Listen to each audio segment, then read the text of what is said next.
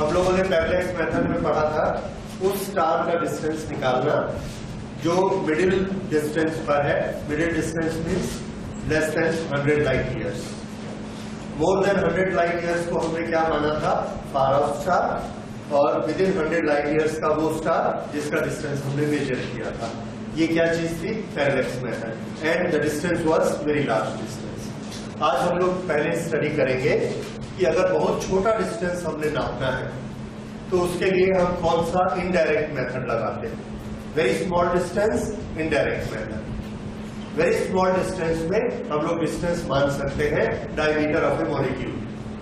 Diameter of A molecule बहुत छोटा distance होता है, इतना छोटा होता है कि वो हमको आंख से नहीं दिखता, माइक्रोस्कोप से भी नहीं दिखता, तो उसके लिए हमको कैलकुलेशन ही करनी पड़ती है। तो वेरी स्मॉल डिस्टेंस एक मॉलिक्यूल का निकालेंगे तो उसके लिए कुछ प्रिंसिपल समझिए। 2-3 चीजें आपको उसमें समझनी है। एक ये कि अगर हमारे पास ये लिक्विड है और इस लिक्विड का कुछ वॉल्यूम है, और इसके बाद ये लिक्विड ऐसा फैला हुआ है,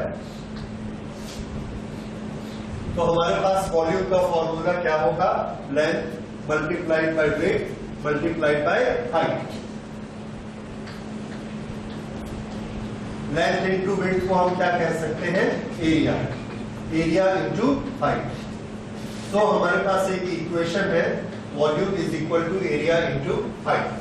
अगर इसमें से हम हाइट को कैलकुलेट करना चाहें तो mathematically it is very easy. Height is equal to volume divided by area. तो ये एक चीज आप याद रख लीजिए, अगर हमको किसी लेयर की हाइट निकालनी है तो हाइट बहुत कम है, हम मेजर नहीं कर सकते, तो हम उसको कैलकुलेट कर सकते हैं। कैलकुलेट कैसे कर सकते हैं? अगर हमारे पास 2 क्वांटिटी मेजर की हुई होनी चाहिए। कौन सी 2 क्वांटिटीज? वॉल्यूम और एरिया। तो हम डिवाइड करेंगे तो क्या निकल जाएगा? हाइट। ये चीज याद रहेगी। दूसरी चीज, एक और प्रिंसिपल समझिए। हम वाटर की लेयर पर एक ड्रॉप गिराते हैं ऑयल की। ऑयल वाटर में सिंक नहीं होता, ऑयल हल्का होता है, उसके ऊपर तैरेगा। ओके, हमने ऑयल की ड्रॉप गिराई और ऑयल की ड्रॉप में बहुत सारे मॉलिक्यूल्स हैं। वो मॉलिक्यूल ऐसे हैं, इस तरह से, और इसकी कितनी लेयर्स हैं? तो आंसर है there are so many layers. इस तरह से ये बनता है। ये इतने ऐसे हमने ड्रॉप गिराई। अब अगर हम ये ड्रॉप गिराते हैं और इधर बहुत जगह है तो ये मॉलिक्यूल नीचे जाना चाहता है, ये वाटर उसको रोकता है। ठीक है, रुक गया क्योंकि ये इसके अंदर नहीं जा पाता, हल्का होता है, लाइटर होता है। ये वाला जो मॉलिक्यूल है और ये वाला मॉलिक्यूल है, ये भी नीचे आना चाहता है। अगर ये अपने वेट के कारण नीचे आना चाहता है तो ये दोनों मॉलिक्यूल रोकते हैं। अगर ये दोनों मॉलिक्यूल रोकते हैं तो क्या एक्शन होगा?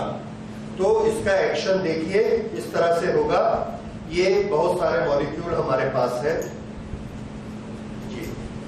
इतने सारे मॉलिक्यूल्स को हमने ये एक प्लेन सरफेस में रखा, ढेरी बनाकर मैं रखता हूं ऐसे। और अब इसको देखिए, ये कैसे आ गए? सब एक लेयर में आ गए इस तरह से। फिर से अगर मैं ऐसा ढेर बनाकर इसको रखूंगा और छोड़ दूंगा, फैलने के लिए जगह दूंगा, तो सब कैसे सेटल हो जाएंगे? एक लेयर में सेटल हो जाएंगे। दिख रहा है? यही काम ये मॉलिक्यूल्स करते हैं। शर्त क्या है? हम इसको फैलने की जगह दें दोनों तरफ, तो ये ढेर में न रह के एक लेयर में आ जाएगी। तो लेयर पतली होती जाएगी। पतली होते होते होते कितनी पतली हो जाएगी? उतनी पतली हो जाएगी जब ये एक सिंगल मॉलिक्यूल बचेगा। कितना बचेगा? Single molecule. ओके, तो हम एक एजम्पशन करते हैं। हमारा एजम्पशन ये है कि जब हम मॉलिक्यूल्स की एक ड्रॉप यहां पर छोड़ेंगे, वो ड्रॉप को फैलने के लिए फ्रीडम देंगे। फैलने की फ्रीडम हम 2 तरीके से देते हैं। एक, इस ड्रॉप को इतना पतला रखते हैं कि इसमें विस्कोसिटी नहीं हो। जैसे शहद बहुत मोटा होता है, ग्लिसरीन बहुत मोटी होती है, हो सकता है वो न फैले, उसको हम ऐसा ड्रॉप गिराते हैं, पूरे अच्छे से नहीं फैलती। केरोसिन ऑयल को देखिए, अगर केरोसिन ऑयल आप डालेंगे पूरा ऐसा फैल जाएगा। तो जो चीज पतली होती है बड़े अच्छे से फैलती है। तो एक स्टेप हम क्या करते हैं कि इसको पतला कर देंगे ताकि ये फैल सके। दूसरा, ये वाटर की लेयर इसको बहुत बड़ी देते हैं। अगर वाटर की लेयर इसको बहुत बड़ी देंगे, जितना फैलना है फैल जाए, तो हम क्या देखते हैं कि ये सब मॉलिक्यूल ऐसे आ गए, ये इस तरह से फैल गए। जो आपने अभी देखा एक ढेर ऐसे फैल जाएगा।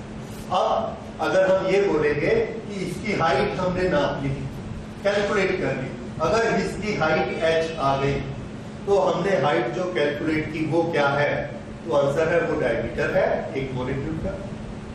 दिख रहा है? इसकी हाइट किसके बराबर हो जाएगी? एक मॉलिक्यूल की डायमीटर के बराबर। ये बात समझ में आ रही है? तो हमारा पर्पस अब क्या है? इस लेयर की हाइट निकालना। तो हमने एक प्रोसीजर फिक्स किया।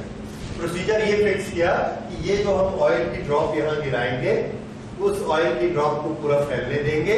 पहले से हम इसका वॉल्यूम नाप कर रख लेंगे, वॉल्यूम नाप कर ही उसमें डालेंगे, तो हमको क्या पता लग जाएगा? इसका वॉल्यूम हमने नाप लिया। उसके बाद इसको हमने फैल जाने दिया। जब ऐसे चारों तरफ ऑयल की ड्रॉप फैल गई तो हमने उसका एरिया कैलकुलेट कर लिया, क्योंकि एरिया हमको आंख से दिखता है, मोटाई नहीं दिखती। तो मोटाई में हम कोई स्केल रख के नहीं नाप सकते, पर एरिया में स्केल रख के नाप सकते, क्योंकि ये काफी फैला रहेगा। ओके, उसका हमने एरिया नाप लिया, तो ये मेजरमेंट भी हमारे पास आ गया। अब वॉल्यूम और एरिया दोनों मेजरमेंट हमारे पास आ गए। अगर हम इसको डिवाइड करेंगे तो क्या मिलेगा हमको? हाइट। और हमने क्या सोच लिया है? हाइट किसके बराबर है? Diameter of one molecule. क्योंकि हम ये सोचते हैं कि सब मॉलिक्यूल नीचे गिर गिर के जो लेयर बनाएंगे, उस लेयर की मोटाई कितनी होगी? एक मॉलिक्यूल के बराबर होगी। अगर ऐसे दो मॉलिक्यूल भी होंगे तो ये भी इन दोनों को हटाएगा, खिसकाएगा, बीच में जगह बनाएगा और सिंगल लेयर आ जाएगा। इस तरह से हमने जो हाइट कैलकुलेट की, that is diameter of A molecule. तो ये प्रिंसिपल समझ में आ गया कि ये वाला हमने थोड़ा सा मैथमेटिक्स लगाया और ये वाली टेक्निक लगाई। अब इस टेक्निक को आप लिख सकते हैं, नोट करिए। टू कैलकुलेट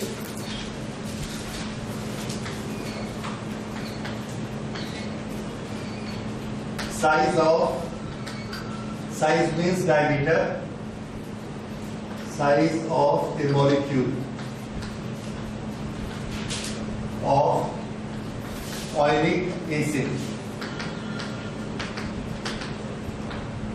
ऑयलिक एसिड एक ऑयल होता है, काफी बड़ा मॉलिक्यूल होता है इसका, तो हम जानबूझ के बड़ा मॉलिक्यूल चुनते हैं ताकि कुछ तो हमारा मेजरमेंट आए और उसको पानी में घुलना नहीं चाहिए। ओके, तो अब इसमें हम ऑपरेशन शुरू करते हैं। नेक्स्ट लिखिए, 1 cubic centimeter of oilic acid, 1 cubic centimeter of oilic acid is dissolved in alcohol,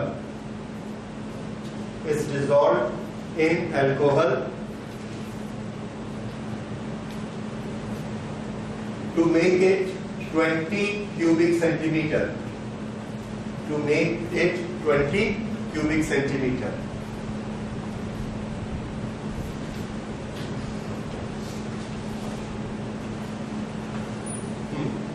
Next, 1 cubic centimeter of this solution, 1 cubic centimeter of this solution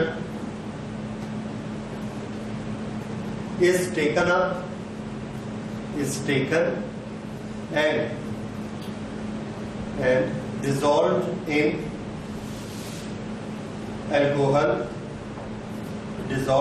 alcohol to make it 20 cc again, to make it 20 cc again. Okay. Full stop. Now 1 cc of this solution, 1 cc of this solution contains 1/20 into 20 cubic centimeter of oilic acid.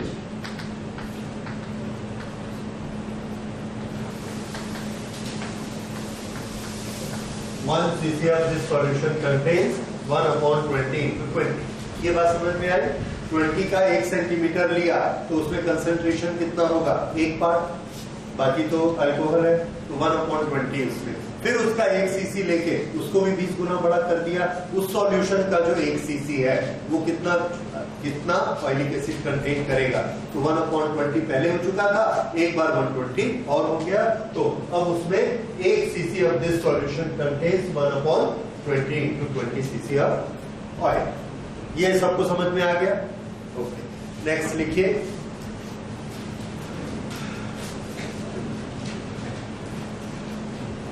with help of burette एक instrument होता है lab में,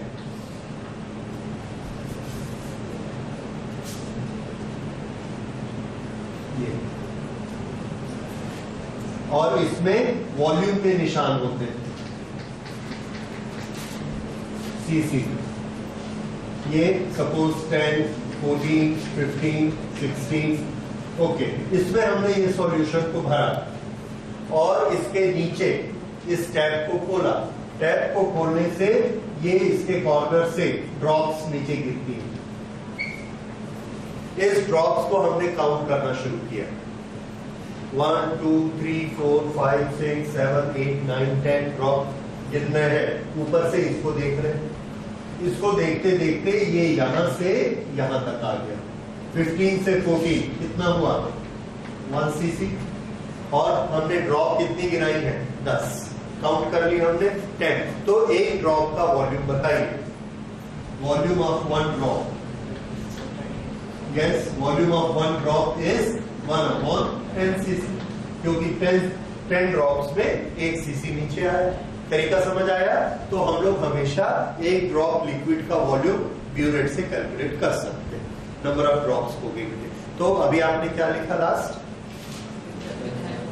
with help of burette.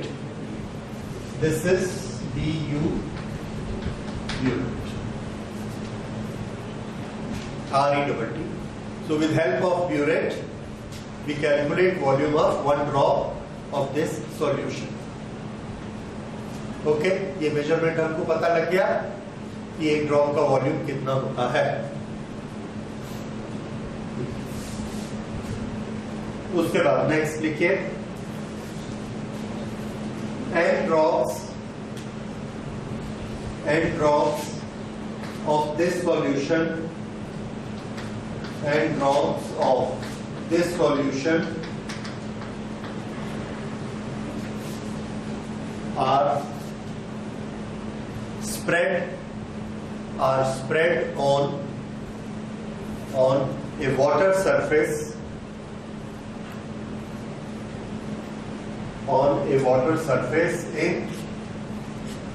in a large container,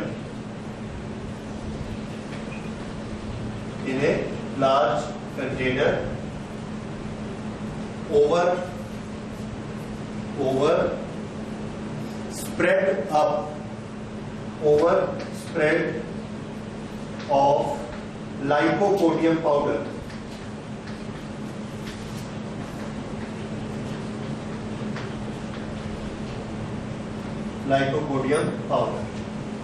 lycopodium powder एक बहुत ही fine powder होता है, जैसे हमारे टेल्कम पाउडर होते हैं वैसे। उसको पहले हम पानी पे छिड़क देते हैं, वो अपनी एक लेयर बना लेता है। उसके ऊपर हम इसकी एंड ड्रॉप्स ड्रॉप करते हैं। तो ये ड्रॉप जाकर क्या करेंगी? वहां पर पानी के अंदर तो डूब नहीं पाएंगी, तो ऊपर में ऐसे फैलते जाती हैं और जैसा पहले बताया फैलकर एक सिंगल लेयर बनाती है। ओके, तो नेक्स्ट लिखिए,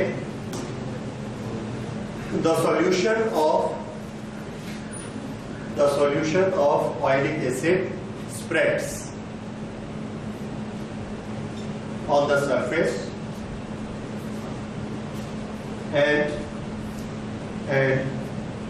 takes up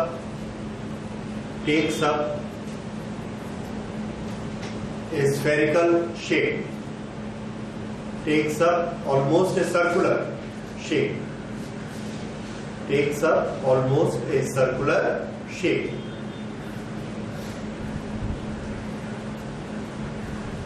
Okay. Full stop. Next para. During this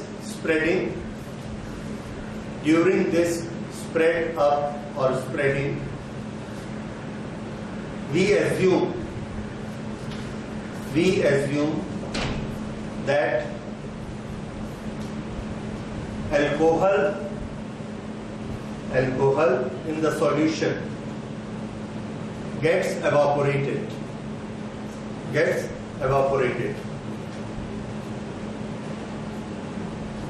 and what remain in the surface, what remain in the layer is only oil. What remain in the layer is only oil. Okay, ये एक बहुत पुरानी technique है। जैसे हम लोग जो do spray करते हैं या सेंट स्प्रे करते हैं, उसमें अल्कोहल मिक्स है या कोई भी ऐसी चीज मिक्स है, जैसे ही वो बॉडी में टच होती है तो उसका जिसमें सॉल्वेंट है, अल्कोहल या कोई दूसरा मटेरियल, वो तुरंत यहाँ से हीट होके एवोपरेट हो जाता है और जो ऑयल है, जो एसेंस है, सेंट है या जो भी है, वो बॉडी में रह जाता है। यही चीज इसमें भी हो रही है। इसमें अल्कोहल है, जैसे ही हम पानी के ऊपर डालते हैं तो उसमें अल्कोहल एवोपरेट हो जाती है एयर में, और बाकी क्या बचेगा?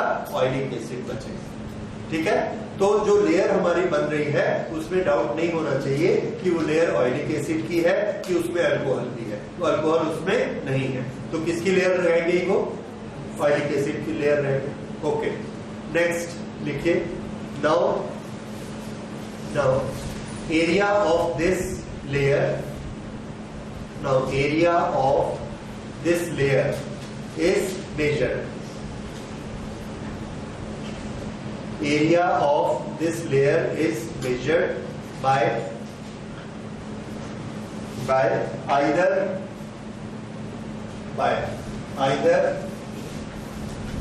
measurement of the diameter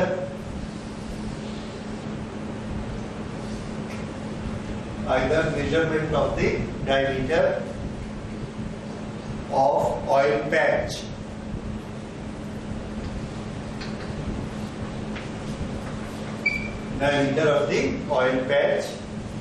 or by help of a graph paper,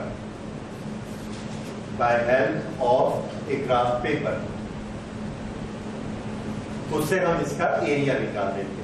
graph paper से और इससे एरिया कैसे निकालना? तो हमने पानी के ऊपर देखा, पानी के ऊपर इस तरह से हमको ये पैच दिखता है राउंड, और एक हमने स्केल लिया और स्केल लेके जस्ट ऐसा रख दिया इसके ऊपर, डुबाया नहीं, इसके ऊपर रखा और दोनों तरफ का मेजरमेंट इसमें देख लिया स्केल पे। तो हमको क्या पता लग गया? इसका डायमीटर का हाफ कर देंगे तो क्या निकलेगा? रेडियस, और उस रेडियस से पाई आर स्क्वायर करेंगे तो क्या निकल जाएगा? एरिया। इस तरह से एरिया कैलकुलेट कर सकते हैं। दूसरा मेथड एरिया का देखिए, हमने एक ग्राफ पेपर लिया, ग्राफ पेपर में ऐसे लाइंस खींची रहती है, ये सबने देखा है। ओके, ये जो लाइंस रहती है हमारे स्टैंडर्ड ग्राफ पेपर में 1 मिलीमीटर डिस्टेंस पर होती है। अगर ये 1 मिलीमीटर है और ये 1 मिलीमीटर है तो ये एरिया कितना हुआ? 1 स्क्वायर मिलीमीटर।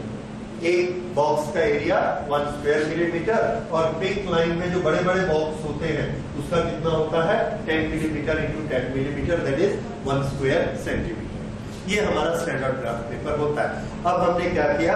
एक ग्राफ पेपर लिया, एक ग्राफ पेपर लेके यहाँ पर वाटर की लेयर बनी हुई है, यहाँ जो वाटर की लेयर बनी है, ये ग्राफ पेपर को ऐसा लेके गए, पानी में ऐसे टच किया और इसको ऐसा करके ऐसा उठा लिया।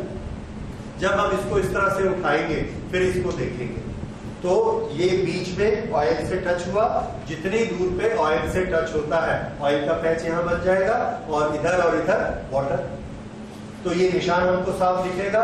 जब ये निशान हमको दिखेगा ग्राफ पेपर में तो हम उसको काउंट कर लेंगे, ये कितने डब्बे उसमें आ गए उसको काउंट कर लेंगे। हर स्क्वायर का एरिया हमको मालूम है, बहुत आसान है। अगर इसको हमने टोटल काउंट किया और ये 123 स्क्वायर्स आए, 123 स्क्वायर का मतलब कितना एरिया हो गया? 123 मिलीमीटर स्क्वायर, क्योंकि एक स्क्वायर 1 मिलीमीटर स्क्वायर होता है। इस तरह से हम उस लिक्विड का एरिया निकाल देते हैं ग्राफ पेपर से। ओके, नेक्स्ट लिखे। Now volume of the oleic acid, volume of the oleic acid is,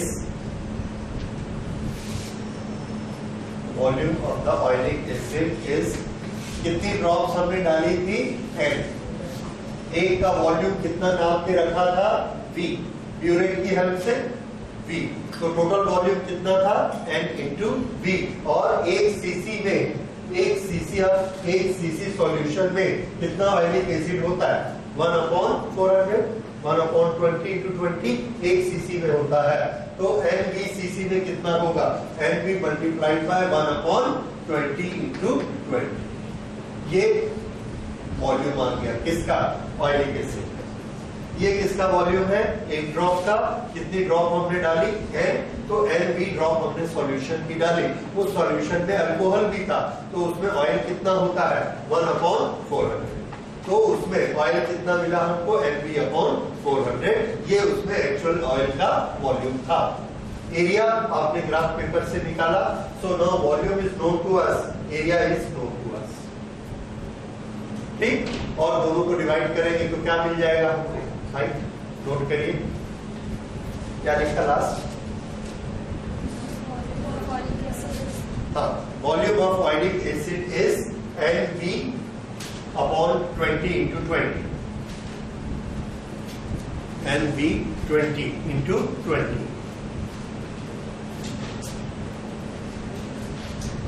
This volume is divided by, this volume is divided by area of the oil patch,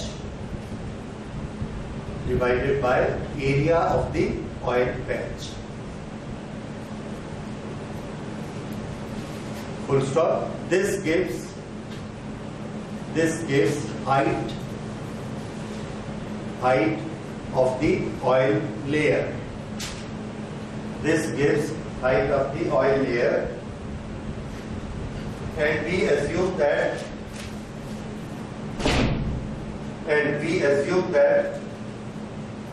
this height is equal to diameter of one molecule. This height is equal to diameter of one molecule. Full stop. Next, by this method we can measure. By this method we can measure a very small distance as diameter of molecule.